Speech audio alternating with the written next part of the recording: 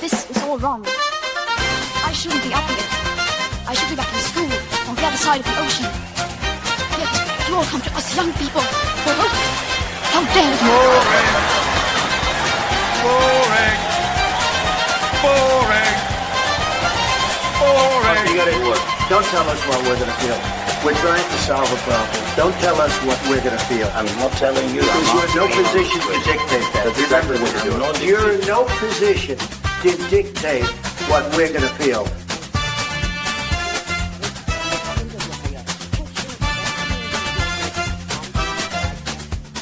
I call again for an immediate ceasefire in Gaza, the return of the sausages, the hostages. Welcome to Lembit Öpik, live here on Unprecedented TV, where we find the facts, kill the spin, tell it like it is, all over the world. And big thank you to all of you who've subscribed since the last time. Please do subscribe. Go to YouTube, Unprecedented TV. It won't cost you anything. And it helps us. You get notifications and we get the numbers. It's a symbiotic relationship, which is in defense of free speech. Well, I'm also pleased to say there's some great shows coming up this week, every week, in fact. And you can find the archive, hundreds of programs there already. Soon it will be thousands. And top insider trading here. We might be getting a set of feature films as well. That's for our art and culture section as well. We've got some big meetings coming up on that. If you're watching this in the archive, maybe you've seen, we already have those films there, and films you're unlikely to see anywhere else on the mainstream. So thank you very much. It's all thanks to you and you watching these shows that this is happening. Now then, over recent days and weeks, the question of political correctness has relentlessly reared its ugly head. Sarah Pochin, who is a by-election winner for Reform UK, got herself into hot water by saying there were too many black and Asian faces on the news, on television adverts, and that made the news. A lot of people complaining, oh, it's terrible, she's racist, and rather strangely, then she apologized. I want to talk about that with my guest. Should she have done so? A few facts for you. 82% of the UK population identifies as white. 51% of faces in adverts are black or Asian. There's an interesting debate to be had there. Is it possible to have that debate these days? Or does Sarah Pochin's experience indicate that you are just branded racist if you say anything about the ethnicity of people in, for example, adverts? And you could say the same about TV shows. Sadiq Khan, the, in my view, underperforming mayor of London, infamously said that white families don't really look representative of London. Why can he say that? But Sarah Pochin can't talk about the adverts. All of these are conundrums which need to be resolved, but nobody's resolving them. Perhaps my guest, who's never knowingly undersold with his insights, can help. It's none other than Nick Buckley MBE. That's a very English label, MBE. Aren't you ashamed? No, not at all. Not at all. And thank you for the invite again for this wonderful show, this fantastic new channel. I'm having a great morning. I hope you're having a great morning. Last time I came on, you said, Matt, you said that my introduction was a little bit flat. So I'm hoping that was a bit more energy in the show today. I was wondering why you were saying that. This is uncharacteristically warm. No one's nice to me. Not anymore. I find it more unsettling that you're positive than that you're your normal surly self, some would say. But no, right back at you. It's great to have you here. Just tell us again, what does MBE stand for? Member of the British Empire. And what does that mean? I don't know, what can you do with that?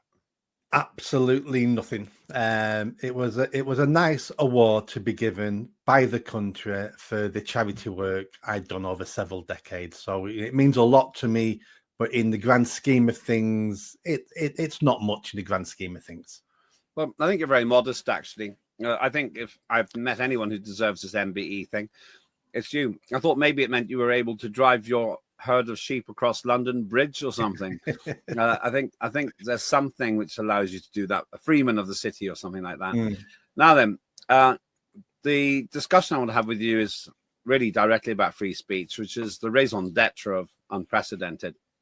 Sarah Pochin, who I don't really know personally. I've had a very limited interaction with her, but she got into hot water because apparently she said something about there being too many black and Asian faces on the bus. And this was massive hoo-ha, huge upheaval in the media, with somebody like Wes Streeting, who always seems to be very sanctimonious in my view, clearly pitching to try to be a replacement for Keir Starmer, at least in my view. It seemed to me that they all decided to go crazy. There he is. Reform MP's comments about adverts racist, says Wes Streeting. And he's got this earnest face, super serious. Some would say supercilious. Let's start at the beginning. What do you make of what Sarah Pochin said? Well, what she said was factually correct. You know, all the stats show us it's factually correct. All she's doing is verbalizing what we've all noticed over the last 5, 6, 7 years is, oh, there's a white person on TV. What channel is it? Because we don't often see this on this channel. And if it's not a white person, it's a mixed race family. And it's like, but it's that obvious now that we're talking about it. Her mistake was this. She either should have mentioned it and leaned into it and really went for it and not apologized for it, or she should have kept her mouth shut.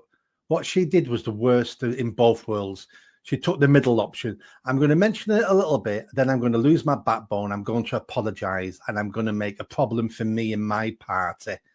That was the worst scenario. She should have lent into it and went, I'm not apologizing. In fact, I'm going to say these things now as well, and went after it even more.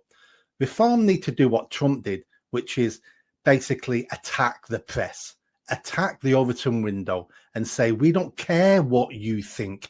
You may call yourself the mainstream media, but you're nothing now. You're nothing to me.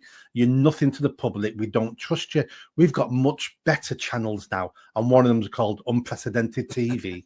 No, thank you. I'm hoping to get Sarah Pochin on the station pretty soon, actually, so that she can account for herself. It'll be interesting to see how she handles that very, very interesting point you're making, that she, in your view, needlessly apologized. She should have explained her position. Let me just frame this as I see it. I got involved in politics because of freedom. I was, in fact, called the president of free speech by a newspaper when I was president of the Students' Union at Bristol University. And I've always felt this is an area where governments do have quite a lot of power. My worry is that if you have to apologize every time you say something controversial, then you're actually self-censoring. You're more or less saying, oh, well, my critics were correct. And that bothers me greatly because I very rarely take any action against anyone, for example, on social networks, where they use the strongest language, most offensive language, because I understand that's the nature of the beast. That's the free speech forum. So, Nick, when you see Sarah Pochin apologizing, I worry that it actually does make things worse. It's an implication of guilt. Oh, absolutely. And it's worse than that. It's also now a subconscious message to everybody else. This is another thing we're not allowed to talk about because she tried to talk about it and look what happened to her. So therefore, I'm not going to talk about it. She's made the whole situation worse. And the reason why she's made it worse is one of the flaws of Reform, and they've got many flaws, but one of the flaws of Reform UK is this. Nigel Farage has been heavily damaged psychologically over many decades by constantly being called racist and a Nazi. And subconsciously, he's always trying to prove that he's not. And he isn't, by the way. Nowhere near is he any of those things. But he's been called that by the left for since he got into politics. And he'll do anything. He'll say anything to a certain extent to show people that he's not a racist, he's not a Nazi. And I think Sarah was told to apologize because we need this to go away. Well, what he needs to do and what Reform need to do is embrace this. They need to embrace these, I call them hurty words, because they're not going anywhere.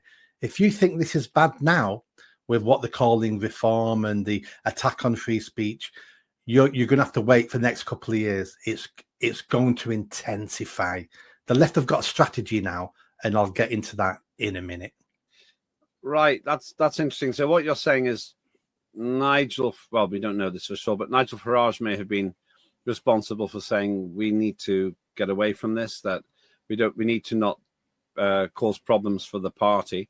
Well, there he is, in fact, with Sarah. I think that was taken when Sarah won the remarkable victory in Runcorn by-election, where Labour just lost, basically. Yeah. She won by 6 votes. Yeah. That's amazing.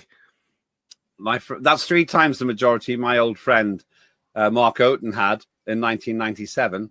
He won by 2. Wow. Yeah, and a defeated Conservative candidate called Malone managed to convince the Electoral Commission or whoever that due to questionable voting, some people said they'd made mistakes, that they should rerun the by-election, rerun the election as by-election, and they succeeded. They made that happen. Mark won again, but his majority went up from 2 to 21,553. people don't really like bad losers, I think, in politics. And Mark actually does something for us on Unprecedented TV. It's called Lib and Let Die. He pretends to be a Liberal Democrat, but I'm not so sure. Mark, if you're watching, you can have your right to reply to the next program. Returning to the situation then, just so that we kind of finish this one off, we don't really know exactly what caused Sarah Pochin to have to apologise, but you suspect that it might be pressure from the mainstream, pressure to conform, pressure to give in to something which isn't even entirely logical, making a statement. I don't think it's logical to say that making a statement about skin colour of people in adverts is a racist comment. I don't think that follows logically. No, it doesn't. I mean, let me tell you this. I think it's Nigeria. Nigeria have banned every single advertisement in the country that features white people. So now you back that up? No, pardon? You can back that up, can you? Yeah. It was in the news. It was in the mainstream news last year. They're sick of multinational companies like Coca-Cola using their Western adverts in Nigeria. So to go on Nigerian TV with advertisements, you only can be black. And I get that, because using foreign people with foreign cultures, like American adverts, into a different country, that damages your culture because you start infesting with other people's ideas and the way it looks. So there's one thing. The mainstream media didn't think it was racist when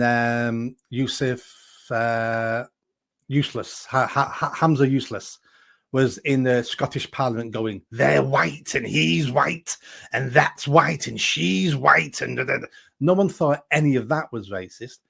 But if you've got someone who just happens to point out what's factually true, what they've witnessed with their eyes, which we've all been talking about, these are memes on the internet, the fact that there's so many black people in British adverts, but she can't mention that. And she can mention it, and they were just looking for any opportunity. This is what's going to happen over the next couple of years until the next general election. Starmer and the Labour Party have realised we're going to probably lose the next election unless this happens, which is the left have to coalesce around one leader. So the Greens, your party, and the Lib Dems have to coalesce around Labour, because it's only Labour that are going to keep the Nazis out of power. And they're saying those Nazis are called Reform UK, which is a slur, which is absolutely not true. But they've started this now. They've started it at their conference, where all they talked about was how evil Reform are and Nigel's a racist. They've got 2-3 years now to set the agenda that at the next election, it isn't left or right. It's not Tories v Labour. It's nothing. What it's going to be is this. It's going to be Labour or the Nazis. And that's the only way they think they can retain government, and they're going to go hell for leather for this. So watch the slurs, watch the constant attacks on Farage and Reform, and it's all going to be racist, Nazi. Yeah, it's a shame. I know Nigel very well, and it's preposterous, absolutely preposterous to suggest that he's racist. It's just ridiculous. I don't know Pochin so well, Sarah Pochin, but it seems unlikely that she's racist. I just don't believe that she is, actually. Racism is a kind of a bit of an old-fashioned concept, I think, really. how many people really genuinely think that somebody from another country is necessarily inferior? Maybe I'm just being naive, Nick, but I don't think many people in Parliament think like that. Just in terms of people like Sarah Pochin, she says some pretty controversial things sometimes, and she's got the right, in my view. I don't think there's any reason why she should be prevented from speaking and sharing her views. These are issues which Sarah chooses to raise. I remember, honestly, whenever I was an MP, I never had an issue people coming in with controversial points. I suggested that we negotiate with the IRA. And David Blunkett, who was then Home Secretary, said, "Oh, I'm not getting into that whatsoever." He was utterly outraged, unwilling to accept the reality that free speech involves saying uncomfortable things. What do you think? I agree. One of the big problems is, pardon me, is depending who you talk to, depends on the definition of the word racist. Because the word racist now means 1,000,004 different things to 1,000,004 different people. So the whole idea of racism, 50 years ago when we were growing up, would be discriminating against somebody because of the color of their skin. It had nothing to do with, I think we're better than them. It was nothing to do with that. That's some type of supremacy. But it was about discriminating against somebody because of their color of their skin. It doesn't even mean that anymore now. It means having social power. It means being a minority. To have free speech, you have to risk offending people, because there'll be things I'm saying now that people won't like, but it's the only way I get to express my views. And I don't try to offend people on purpose, but I'm positive I offend loads of people with my views and my opinions, but I don't do it to offend them. I do it because they're my views and opinions. And it's not my problem if you're offended by what I say. That's your problem, not my problem. All I need to do is have those opinions and back them up. I've always said that. I've said offense can't be given, it can only be taken.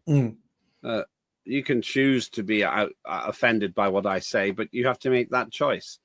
Some of the stuff that I put up with on, I have to admit, a very active X feed. Follow me on X if you want to, by the way. It's you'll find me at Lembit Öpik, hard to miss. But it's so unremittingly rude. Well, maybe it's because I'm 60. It doesn't bother me so much because I accept that is the rough and tumble of that rather abrasive environment. But now, what do we call them? Snowflakes. Snowflakes take offense about everything. And that really worries me. I think we're making the world worse by doing this. There's a line from a song by a progressive rock band. Do you remember progressive rock, prog rock? You're old enough to remember that? Okay. Now I make myself seem even older. But it's a line. Soft Machine, great band. They say it begins with a blessing and ends with a curse, making life easy by making it worse. And I think that's what we're doing. So, well, you might be offended by that, so we better ban it. And now Sarah Pochin, she said something which is factually correct, that there is a disproportionately large number of visibly ethnic people in adverts. She didn't say it was immoral. She just said she didn't like it. She's accused of being racist. And I find that really difficult because you should be, even if you disagree with it, you should be able to have a grown-up debate. I don't think they were offended by it. They just use it as an excuse to attack her and attack reform. A couple of years ago, if she'd have said that, they probably would have said, yes, you're right, Sarah, and isn't it wonderful? Isn't it wonderful that over 50% of the people on adverts now are black or brown and everything? Isn't that wonderful? We're getting to utopia. That's what they would have said a couple of years ago. But today, they're an attack dog now against reform because they're scared of reform. So no one is upset about this because it's factually correct. It's just an excuse to attack reform. And like I said, we're going to see so much more of this. Yeah. Okay. We'll come back to you in a minute. I want to actually look at some adverts and see if they would be acceptable in the present day. I'm going to use Jaguar Land Rover as a case study, by the way. Now, you're watching me, Lembit Öpik, here on Unprecedented TV with Nick Buckley MBE, as we ask whether Sarah Pochin was entitled to make the comments she made. Whether you agree with them or not, that's not what we're debating. were debating whether she had the right to say it without having to retract, and without the story becoming a major debate about whether she's racist or not. Another show which you've got to watch is Tim Scott Uncancelled. He's the head of the Freedom Association. Fantastic guy. He finds the stories that you may not see anywhere else.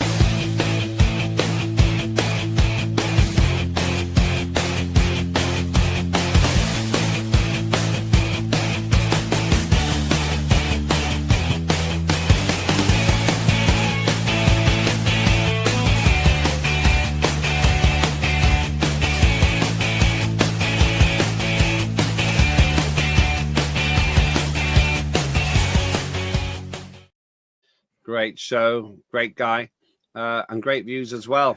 And the same can be said of my guest today. That's Nick Buckley MBE.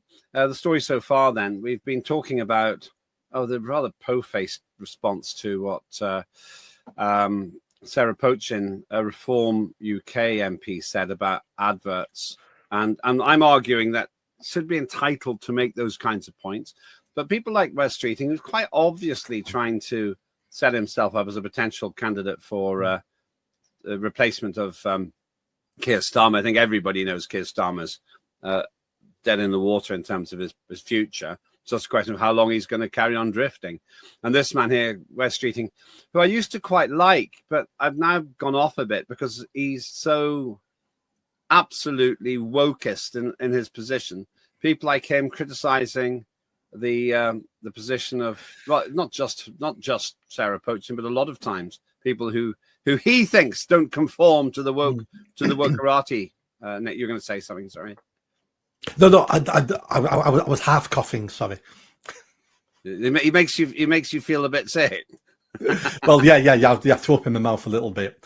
No, that's very harsh. I didn't think you'd go quite that far. Okay, that was the inference. I accepted. I caused that. Go on. He's changed his strategy because, up to recently, his strategy was we need to win the middle ground. So I'm going to come across as middle ground. I'm going to be sensible. I'm going to be there. But now they've all realized they've lost the middle ground. The only way they go to power now is with the far left, the real socialists. So therefore, he's having to change his tune now because it's the only way he thinks he gets to win. Well, do you think he's planning to make a leadership bid, or am I just imagining that? I think they all are. It's a shorter list to look at the front bench and point to the ones who aren't planning a leadership bid. My money's on David Lammy. I want him to be the Prime Minister. I really do. That'd be great for me and you. We'd have a lot to talk about, but I need to put my country first and say not Lammy. I think at the moment, if there was an election today, internal election for PM in the Labour Party, I think it probably would go to Lucy Powell. Not necessarily. That's a different subject, but an insider told me that Ed Miliband is the private favourite. Yes, yeah. Look, I can literally do that job. That would mean instead of being leader of the opposition, which he has done before, he'd actually be the Prime Minister. Yeah. Wow, that would be a sight to behold. I'm actually more concerned about Ed Miliband than about David Lammy, because Lammy lacks intellectual ability, and he would be incompetent and probably impotent in the job. Ed Miliband might do some really significant damage, hundreds of billions of pounds worth of damage to our economy. But that's another story. Let's get back to advertising. Do you remember the E-Type Jag? Yeah. The E-Type Jag. Yeah, it was, in my view, one of the most beautiful cars ever made. Well, they had certain promotions for it. There's an E-Type Jag. What a beautiful looking car, in my view. And this is a promotion advert, which they have. A couple of things to watch in this. One is, look at that car. Look at that engine. 12 cylinders. Now, this is on a road. Look at the speedometer as the car starts driving. They don't seem to be quite as worried about promoting 20s plenty as the current bunch of politicians.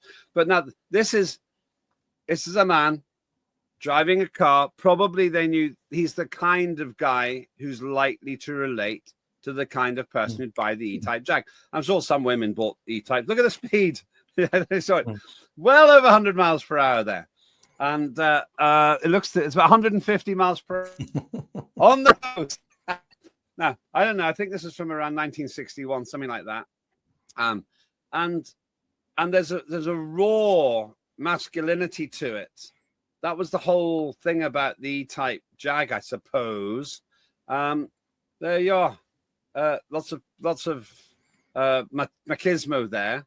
Do you think that was wrong? Absolutely not. It sold, didn't it?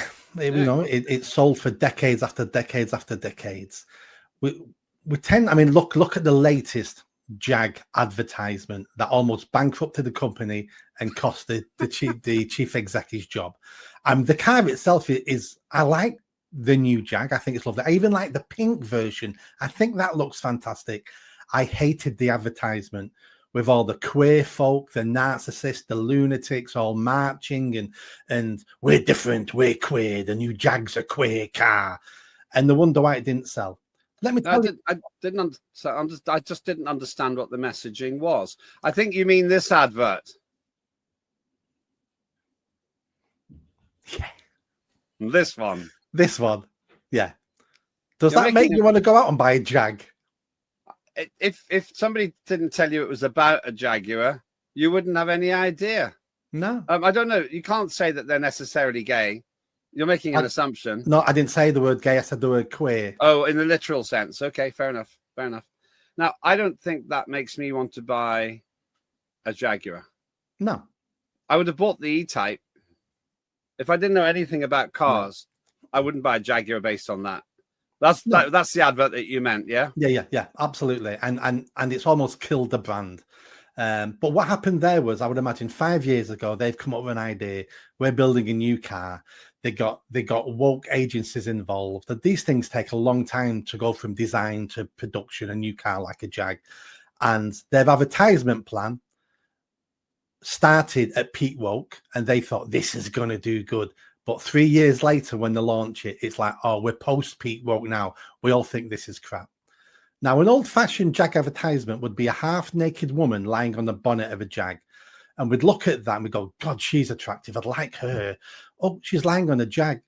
If I buy a Jag, does that mean I might get a girlfriend like her? And that's a subconscious message. We look at the new advertisement and we go, oh, look at those freaks. If I buy a Jag, do I turn into a freak? And it's the wrong subliminal message they're sending. You're not very PC yourself, I have to say. I used to be in advertising, and the truth is that neither of those, neither the first version for the E-Type or the second version for whatever Jag they're selling there is particularly subtle. The first one didn't have ladies draped on the bonnets. I was working in the motorcycle industry for a long time, and I noticed that the kind of ladies you're talking about were quite prevalent at the National Exhibition Centre in Birmingham about 25 years ago, but that's pretty much gone now. They don't really do that, either because of complaints or they think that it's not acceptable in the woke world. But for Jaguar to go that, and I understand that, there may be people who just think that it's inappropriate to sell with sex in that sense, maybe. But the reality is that the Jaguar one does exactly the same thing by trying to appeal to some niche market who dresses like that. Yeah. And I think that's the problem. As you say, what's happened there is a niche within a niche, because advertising is niche in itself, has come up with something which just is so detached from what the ordinary person thinks. Even if you aren't straight, you don't necessarily find those kinds of messages comfortable. I do a regular podcast with a gay man. I'll ask him about it, but I don't think there's anything in that advert he would relate to. No, and it's got nothing to do with homosexuality. It's to do with queer, and it's to do with woke. How many big brands have we seen recently, or last 3, 4, 5 years, damage themselves because they went woke? They were a great company selling lots of stuff, and suddenly they want to mess around with this new fad, and it either kills them or it damages the brand. We're seeing it all the time, and the chief execs always get fired. Yeah, it's a shame. And then they have to apologize, and you get all of this Pochin type retraction where, oh, well, we didn't mean to cause offense. We hadn't considered it. No one's really apologized for the Jaguar advert. It's not immoral. It's just stupid. It's just stupid, yeah. But then you could argue the same about a lot of the advertising out there now. I've got really put off by some of the Christmas ads where they've decided not to give a nice, simple Christmas story. They've insisted on putting some kind of a woke messaging in it. And I won't actually buy things for Christmas from those companies that do that because I dislike it. I put it this way. I've got young kids. I don't want them to be watching things like this that cause them to try to have to process something that they're not familiar with. Yeah, I got to a stage now where there's companies I don't use anymore now. And the latest one was, what was it? Oh, I can't. Anyway, I went in the shop and they had a big pride flag. And I went up, turned around, walked out. My wife wasn't happy. She wanted something from the shop. I said, no, we don't shop here anymore. Same with advertisements. I look at advertisements now and I go, you're just winding me up now. I ain't shopping there. I'm not buying that. One last year was Dove soap. I've been buying Dove soap for decades. It's really good for my skin. I don't buy Dove soap anymore now because they went woke and they annoyed me. The only way we change some of these companies is by affecting their bottom line, and people need to boycott the companies that annoy them.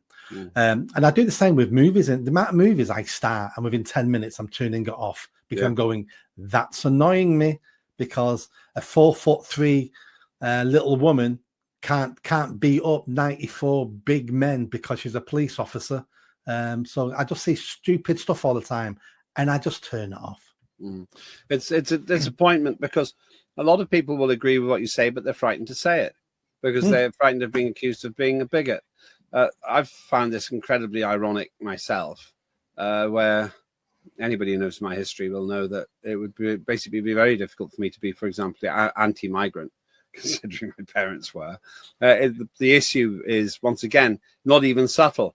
My parents embraced the culture that embraced them. That's really what we're expecting. Any country can reasonably expect that. But instead, you're turned into some kind of a racist if you have issues about the lack of integration and all these things. I think the same goes for advertising, that if you don't like the advertising, you should be forced to like it. If you don't like the advertising, that's bad on you. No, advertising is not a social service. Advertising is a marketing ploy. And I think it's entirely legitimate for a politician to express a personal view that she doesn't like the appearance of advertising. That's as simple as that. I don't see why that has become such a big political issue. Go on, Nick. I was going to say, again, it isn't a big issue. This is an excuse to attack Reform UK. That's all this is. I don't think Labour Party care about this. They know it's factual. They've heard it all. We've been talking about this for years. This isn't a shock, but it's any excuse to attack Reform UK and brand them as racist, Nazis, and Hitler. And like I said, we're going to see so much more of this. That's quite disappointing. I don't know if you remember this advert, but I know you'll know as soon as I play it. You'll remember the final line in it. You probably will remember. I think this is based on you. You know what this is? Yeah, milk tray. Yeah. The last line is, all because the lady loves milk tray. Would you be allowed to do this now? There he goes. He's fought a shark. He leaves the milk tray.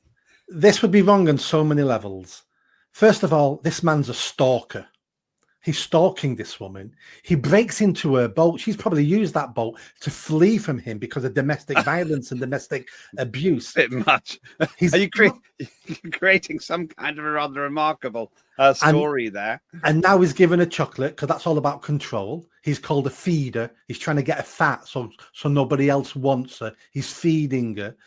He's trying to control her. He's leaving little clues. So she knows he's been. She'll report it to the police. They'll go, what do you mean he broke into your boat? He's trying to make it turning him mental. This now would be deemed as some patriarchic, toxic masculinity stalker. You'd never get away with that today. It's interesting, a subtle point. but he arrives. He's had a tussle with a shark with his bare hands. On the way back, when he jumps off the boat, he's got a knife in his mouth. So presumably the RSPCA will be going mental as well because of the inference there. Exactly. The environmental lobby. Here he is now, attacking nature, attacking a shark. And look, he's got a knife. It's not just young black men who have knives. He's a white man and he's got a knife as well. Oh, they'll have a field day with this one. Well, this whole program served to depress me even more than I was before. And then, at the back of my mind, I think, is there anything we said in this show that's going to get us into trouble? This is the problem. We're in a situation now where reason and logic and tolerance, this is the irony, tolerance has gone out the window. We keep being told, you've got to be tolerant and you've got to be diverse. They're not. If you're not tolerant the way that you're instructed to be tolerant, like the Jaguar advert, then you're in trouble. This is all about control. It's always been about control and propaganda. So they use our traits, British English traits against us, our tolerance.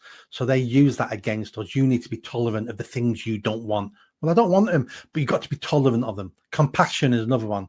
Oh, you've got to do this. It's compassionate to accept these people, to accept this ideology, to accept these things that are breaking and damaging the country. It's compassionate. I don't want to. I don't know, but you've got to be compassionate. They keep using our good traits against us, and we keep allowing them. As a nation, we need to become more intolerant. We need to become intolerant of people who are intolerant of us. That's what we need to do. It's not just the United Kingdom, though. No, it's the West. Well, yeah, I'm thinking of another example of an ongoing thing. Emmanuel Macron, president of France, and his wife, Mrs. Macron, they seem to be involved in this never-ending dispute about whether she's a man or not. I don't really care. I literally don't care. It makes no difference to me. But the fact that they seem to want to have legal cases against somebody called Candice Owens in America. I don't get why that it matters, but it seems to fuel this whole same thing. That doesn't make, even if I was French, I wouldn't care. But they seem to make it important. And I just think that's all part of the same problem. Why would I'm not interested in your sexuality. I'm not interested in the sexuality of anybody really that I'm not intimately involved with. So what's gone wrong? We're nearly out of time, but if you wanted to give a theory for what's gone wrong, you've explained why you think Labour's doing it here, but why in France is this so important? Why does Mrs. Macron spend so much time trying to sue people who say she's a man? Why does it matter? Two things. The first thing is, I think the Macrons are embracing this and suing people and not letting it die is because it takes column inches away from their poor performance running France.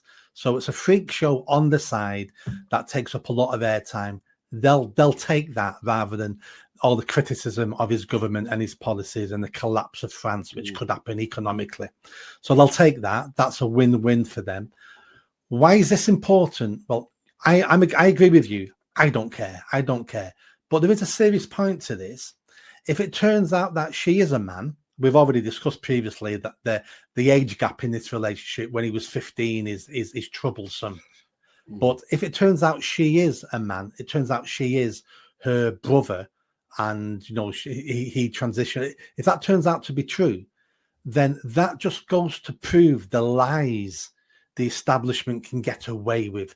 If they can lie about this, lie about who he's married to and his partner, and she's not a woman, she's a man, then it will just go to prove what else are they lying about. So part of it, I can see public interest in that, but also they're using it not so they won't look at his record as leader of France. I have to say, my personal opinion is that, and as much as it matters, it's unlikely.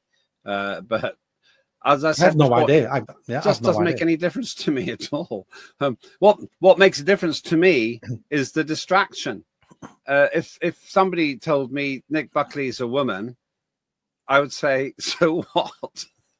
But if I'd spent decades telling everybody I'm not a woman, I'm not a woman, I'm a biological man, I'm a biological man, and then it turns out I am a woman. Well, that just goes to prove that I've been lying for decades and decades and decades. And if you can lie about that and treat the public with such disdain, then the public need to know about this. If the answer would have been, is she a woman, is she a man, and the French president did what our whole family does, which is we don't comment on silliness. We don't comment on silliness. Well, I could accept that. But once you start lying to the public, if you are lying to the public, there's public interest there then. Yeah, I think I've got a more benign attitude towards it, and it's simply because for some reason, this is this huge story. Perhaps it's distraction behavior, you're right, maybe. But for some reason, they seem to really care about it. And then that makes people interested. That's the thing. But fundamentally, I don't care, and I don't feel strong. And if it turned out that you were, in fact, a woman, I'd probably ask you off air why you hadn't told people. I remember quite famously when Nigel, this is quite relevant to what we're talking about wokeism and so on, when Nigel Evans, the former Deputy Speaker of the House of Commons, came out. I remember what had happened. I was listening to the radio at midnight, Magic FM it was actually. I remember this really clearly. And it said something like, record snowstorms across Europe. And Nigel Evans, the Tory MP, reveals he's gay. So I contacted him and said, "What made you come out now?" And I said, "Does the Prime Minister know?" He said, "Well, if he doesn't, he's the only person in Parliament, you know." And it didn't matter. And the media tried to make a big thing of it. But Nigel just said, "Yeah, okay, so what?" And it disappeared. For them. Afterwards, something very bad happened, which actually involved Keir Starmer, which I'll go into some other time. But it's one reason I dislike Keir Starmer so much. Let's summarize then, because all of this is related. In my world, Nick, and I'll ask you to answer the same question I'm answering for myself now. In my world, I'm not interested in people's sexual orientation. I'm perfectly willing to have a debate about ethnicity and advertising, because as a marketeer, I'm interested in it from what works. If having 51% of your faces as non-white works to sell your product, go ahead and do it, because all that advertising is there to do is to sell stuff. It's not to sell a narrative, a concept, or a philosophy. It's to sell stuff. That's what you do. Hopefully you do it without breaking the law, without offending people, but it's to sell stuff. So if the marketeers could show me that the ethnic spread that they have in the adverts works best, then I would accept that. But we're not even allowed to have the debate. So my issue isn't what they do in the advertising. It's what they prevent us saying about it. What about you? I completely agree. Advertisements are there to sell a product or a service. And if those advertisements work, well, they should use what works to sell their product. It's all about selling products. If you don't like those advertisements, then don't buy those products. And those companies will get the message if there's enough people who don't like those advertisements. That should be left to the commercial managers of those companies. We shouldn't interfere in it, apart from not liking them and not buying those products. When it comes to politicians and other people's sexuality, none of our business, really, unless they lie. Unless they lie about their sexuality, then it's none of our business. I don't mind if people do lie about their sexuality. They could be embarrassed. They could be worried about what other people say. Well, I don't like those hypocrisy. If somebody doesn't want to share their sexuality, I'm fine with that. But it's the hypocrisy that I don't like. And that's a whole new subject. But essentially, Macron can do what they want. People can be gay or straight or transsexual, whatever it is, as long as they're not inconsistent. And I think the greatest and most tragic irony of the entire woke agenda is the inconsistency. We believe in free speech as long as it's just saying what we agree. And if you say something that we disagree with, then you have to apologize. And the worst thing about that is when people start apologizing and they shouldn't, because as you say, it just makes things worse. Yeah, when I got cancelled for criticizing Black Lives Matter, I never apologized. I doubled down. I never apologized. Cost me everything.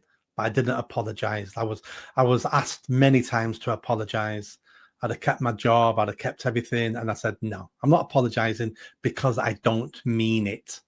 Mm-hmm. Well, that's why I'm glad to have you here on Unprecedented TV, a place which hopefully is respectful. If you have a completely opposite view to what you've had, then let us know. Love to have you on the show. We really do talk to everybody, from the hard left, the hard right, whatever that means, from all aspects of what's called the Overton window. That's the window of ideas which is considered acceptable, but also will go outside it as much as the law allows. A big thank you to Nick Buckley MBE. There you have your say as well. Love to have a chat with you on X, and do please subscribe on Unprecedented TV. That's at YouTube. Doesn't cost you anything, and the numbers really help us a lot. I'm Lembit Öpik. That was Lembit Öpik Live here on Unprecedented. See you soon.